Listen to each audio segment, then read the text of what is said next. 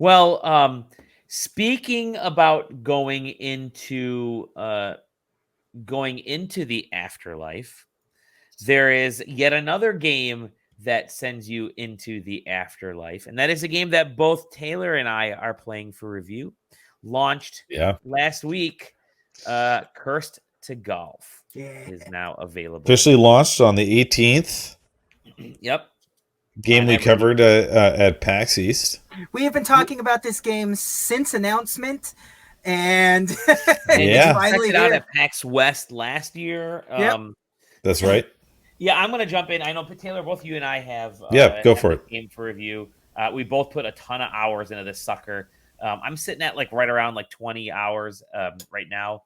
And I'm nowhere near winning. Nowhere near completing the game. It's a roguelike. It's or roguelite, whatever you want to call it. It is.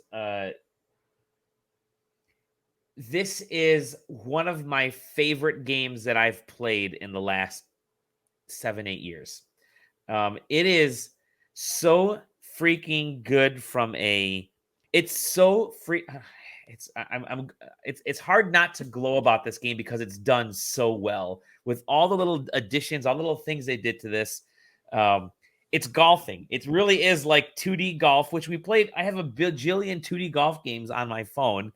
But in the case of Cursed to Golf, they mix in so much, there's so many little elements into this game that you can really find yourself kind of getting lost in how you achieve these levels. Tangentially golf. It's really is. Yeah. It's golf. It's tangentially. In fact, it feels more like side scrolling. It's a weird way to say this. Feels more like a side scrolling tactical game than it is a. It's almost as if they turned. Do you remember Dangerous Golf? It was from the people that used to make Burnout, but they didn't make car games anymore, so they made Dangerous Golf, which was just crash mode from Burnout, but a golf game. And then they did Dangerous Driving, which was just crash mode. So it's like crash mode in its own little way from there, where it's got that sort of you're spending a lot of time. I'm playing it too. Okay. I knew you guys were talking about it, so I was like, yeah, there's a little Peggle into there. Yeah, there's just a lot of learning how to manipulate ball trajectory in this that I just in a 2D side-scrolling way. It just speaks to me on a primitive level. Same. It's just. Same. I love that you mentioned that because it does tick all of my check boxes for shit that I love. It reminds me of my favorite 16-bit games. It reminds me of some of my favorite 32-bit games, for the PlayStation. It reminds me of arcade games. It reminds me of sitting on the toilet and playing games on my phone. It's when I think of handheld games, this is the kind of game I'm always looking for in terms of a handheld game. It's why, back in the days of the Vita, I played so much Rogue Legacy and shit like that. This, just sit down, lay in bed, and just go through. I lose a lot. We'll get the strategies in a second in this. I lose so many fucking times I've lost. You make it through the first set of holes, and then you get into the next biome, and then you get far enough, and all of a sudden you lose. You start from the very freaking beginning. I'm totally fine with that because there is so much good stuff to see and experience in this game. So I'm gonna bring it back. I'm gonna bring a game up that I love, a game series that I love, SteamWorld Dig. This is like a golf version of SteamWorld Dig in that it's designed meticulously and it hits all of those buttons and switches. It hits everything to a T and hits it perfectly in my opinion. Taylor, you're also playing this review. Tell me what your thoughts. I was a little bit more, and I don't want to make it sound like I don't like it, but I was definitely more frustrated by Oops, what happened to there? Just kidding. My only issue with Cursed to Golf, it's a little long. Some of the parts of playing a front nine alone, because obviously you got to do 18 holes to beat the game, of course, right? Yeah. The front nine alone is 30 minutes at least. and more if you're doing one of the kind of quote unquote boss battles a part of it. So that part wears on, especially when this is one of those instances where like playing the demo hurts you more than it helps you, because like you feel like you already did this part and it is literally the same. And so I'm playing the demo, I'm playing like the first bit, and actually, I managed to beat that first boss the first time around. I'm like, okay, now I'm playing the part that I haven't played yet, except I don't get as far as I want to, and now I have to go back, and then the game's still telling me. So anyway, that's my fault. So I'm not going to fault the game for it. But that being said, it still is a little bit long, in the same way that some of the roguelikes are more, how do I put this? They give you more things right off the bat. Like there's less that you get every single time when you play Cursor Golf. But that being said, like I'm still here. Like I'm still doing all, like, because it brings me back every time anyway, despite that. So I just got to the third biome. I don't know how far you've gotten, Dali. Yeah, about that area too. Yeah. So I managed to beat the second boss there. I believe there's technically 4 total, although I don't want to say that for sure because I haven't fully completed it yet. But yeah, I mean it's definitely challenging. And I think if I was going to critique it, I actually wish that it let me do full choose on exact power, and so it's kind of got like an arcadey feel where the choice of power and direction is timing based, right? So the power meter fills and empties over time, so you have to kind of pick your power, and then you have to pick your angle based on an automatic movement. I think it's already kind of hard. I mean, maybe this is coming from, an early game player, and maybe it would be too easy otherwise. And this is probably the case considering that I'm not a game developer, and they are. But You're not? Last time I checked, for me right now, I wish that I could, instead of having a kind of arcade game where I chose the power, I want to just, I think it'd be interesting if I could just choose the power and angle.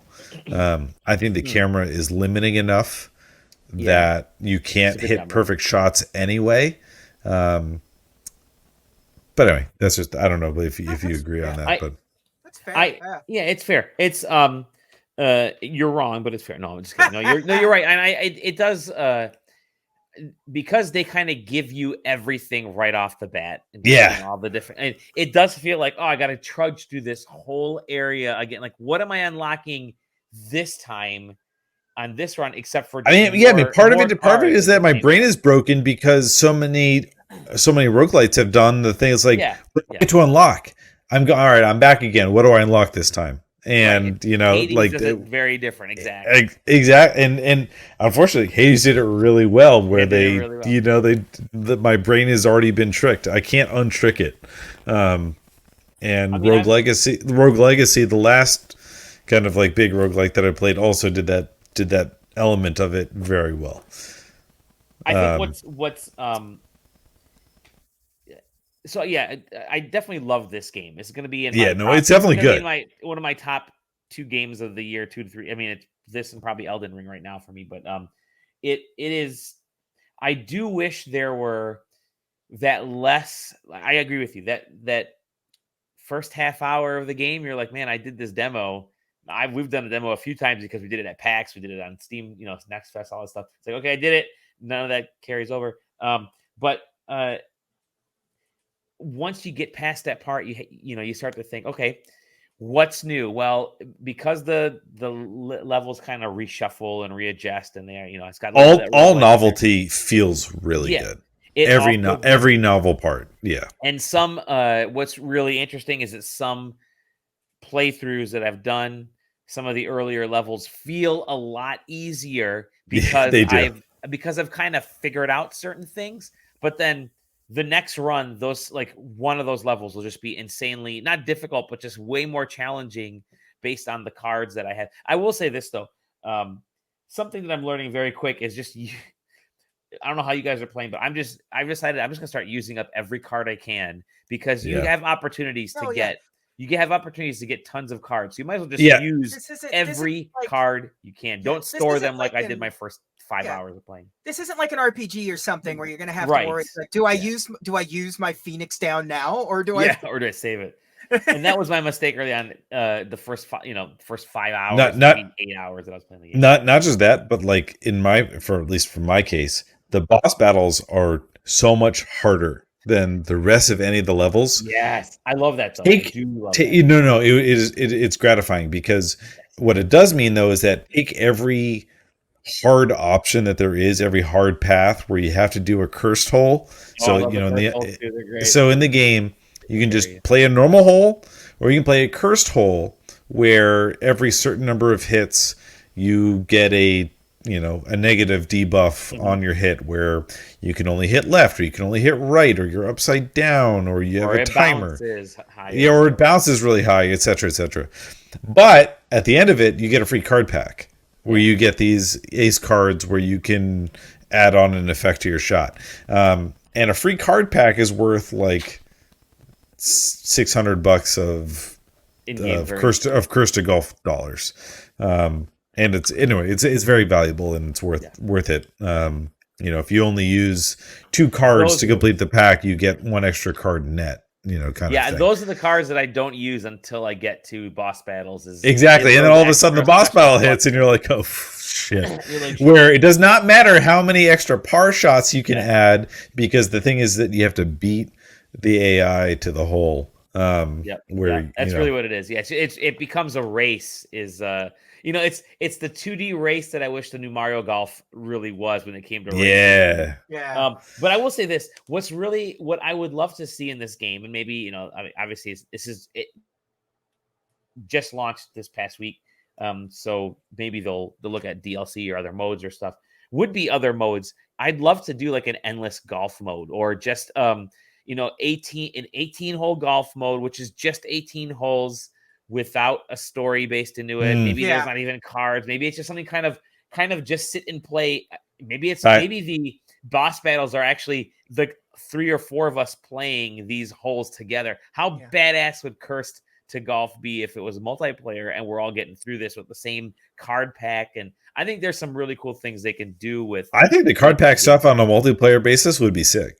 It would be so sick. Yeah. But I will say I love this game. The thing that was most enticing to me, even though I hated it in the moment, but I think back on it, it's what brought me back. Was I was doing, I'm fighting the boss battle, the second hole boss, or the second half of the front 9.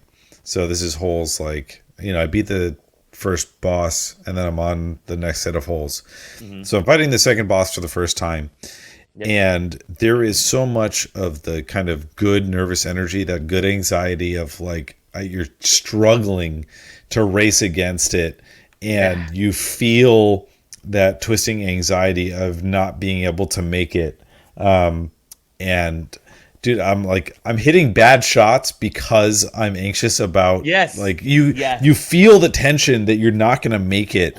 And I'm just, I'm literally flunking the shots. Just absolutely.